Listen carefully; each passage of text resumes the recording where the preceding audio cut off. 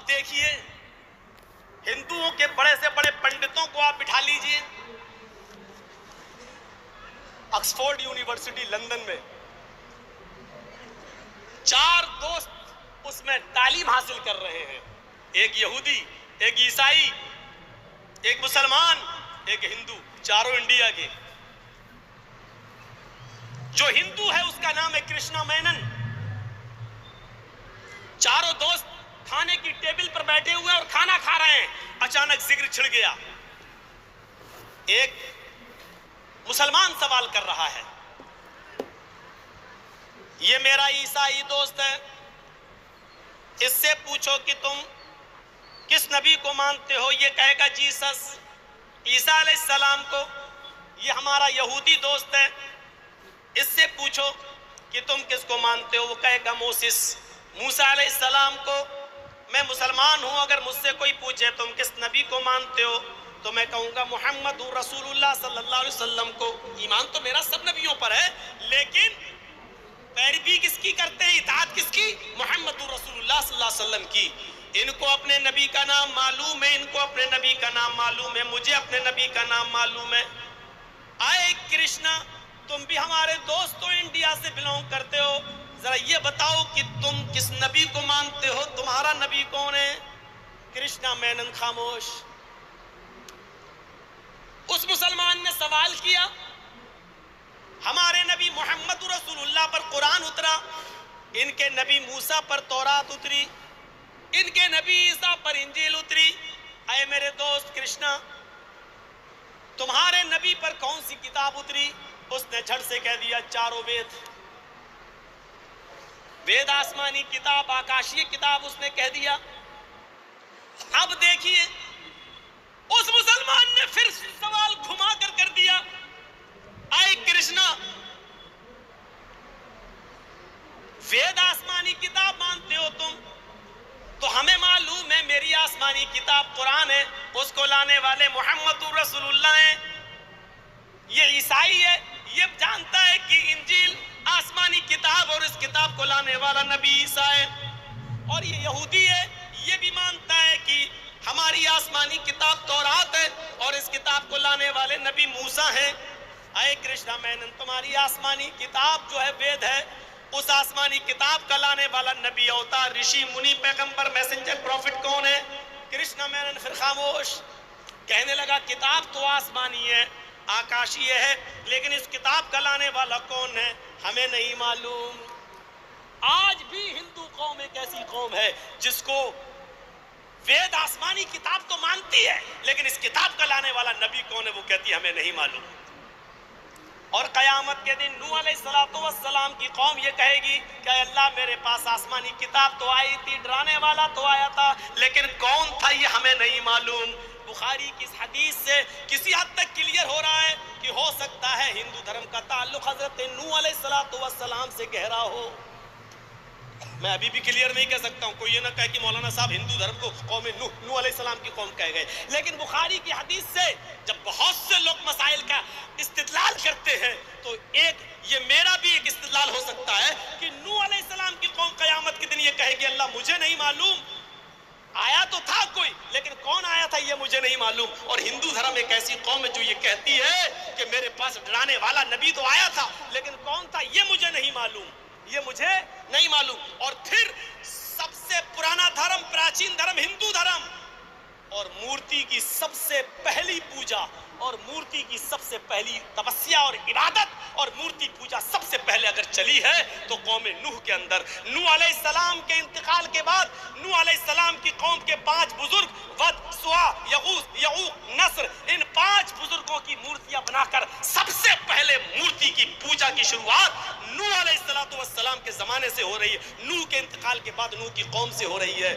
اور آپ جانتے ہیں کہ ہندو دھرم کے اندر مورتی پوجا سے نیچے کوئی شروعات ہی نہیں ہوتی ہے، اور یہ بھی بہت پراچین قوم ہے، پرانی قوم ہے، اور یہ اسی زمانے سے مورتی پوجا کرتی چلی آ رہی ہے۔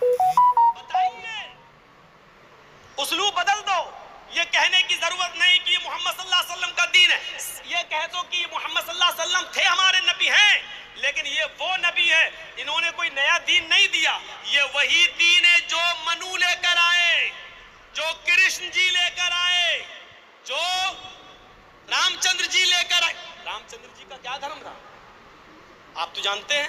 میری کسی تقریر میں دیکھ لیجئے والمیکی رامائن، یہ والی نہیں، یہ جو ابھی چلی ہے، یہ تو ابھی لکھی گئی ہے کچھ دن پہلے.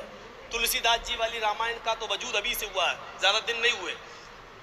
رام چرت مانس کا پرانی رامائن جو 2000 سال پہلے لکھی گئی تھی ہندو دھرم کے آستھا اور عقیدے کے مطابق، 2000 سال پرانی جو کتاب ہے ان کی والمیکی رامائن، اس میں آج بھی لکھا ہوا ہے کہ جب راوڑ سیتا کا ہرن کر کے لے گیا اور ہنومان اور لکشمن جب تلاش کر کے سیتا کو لے کر آئے تو سیتا جی اپنے پتی رام چندر جی کا آشیرواد لینے کے لیے ان کے پیروں پہ گر پڑی اور ان کے پیر چھونے لگی کہ مجھے آشیرواد تو آپ کے آشیرواد سے میں بچ گئی. اور ہنومان جی نے اور لکشمن نے ہم کو راوڑ کے چنگل سے نکال لیا اور بچا لیا، اور راوڑ ہماری عزت پر ہاتھ نہیں ڈال سکا، یہ لوگ ہمیں بچا کر لائے.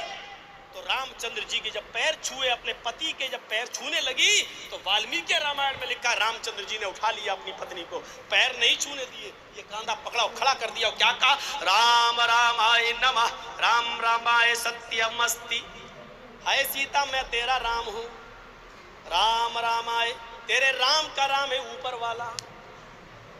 جب آئے آ جائے سنسکرت بھاشا میں رام رام آئے، تو آئے جب آ جائے تو اس کا مطلب کا لیے، کے لیے، کو لیے، کا کے کی کا ترجمہ ہو جاتا ہے. رام رام آئے، رام کے رام کو نمہ نمسکار کرو، پرنام کرو، سر جھکاؤ.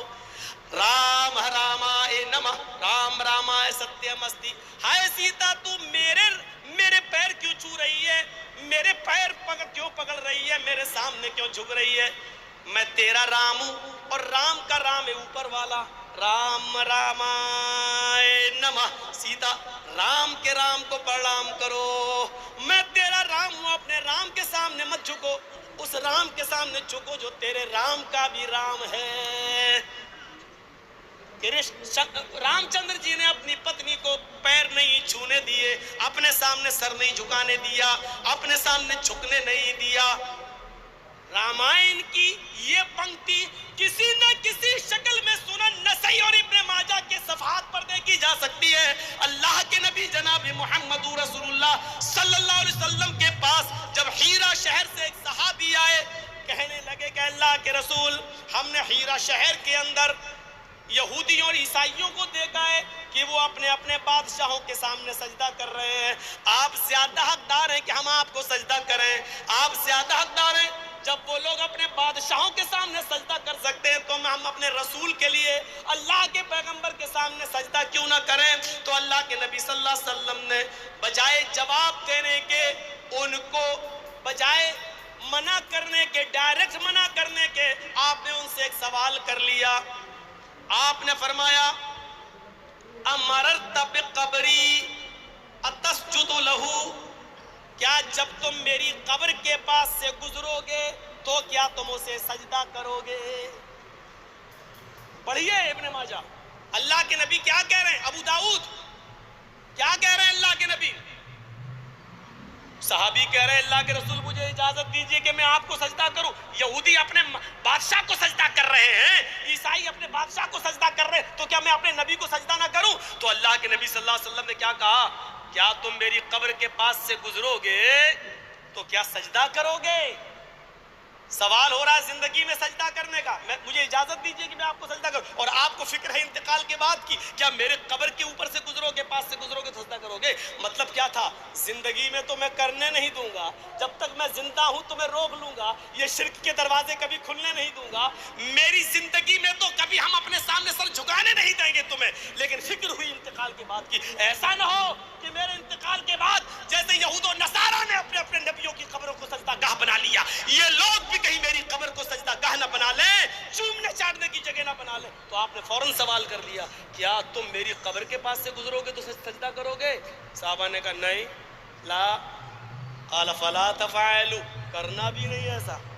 دیکھیے ابو داؤد کے الفاظ، فلا تفعلوا، ایسا کرنا بھی نہیں، میری قبر کے پاس سے گزرو تو اس کو سجدہ کرنا بھی نہیں. اس کے بعد آپ نے کیا فرمایا، رام چندر جی والی بات کیا کہا، میرے سامنے کیوں جھک رہی ہے، جھکنا ہے تو اوپر والے کے سامنے جھک، اپنے رام کے کو رما کر، نمسکار کر جھک۔ اللہ کے رسول نے بھی یہاں کیا کہا؟ اگر اللہ کے علاوہ سجدہ کسی کو جائز ہوتا، اگر اللہ کے علاوہ یہاں سجدہ کسی کے سامنے، سر جھکانا کسی کے سامنے جائز ہوتا، تو میں اور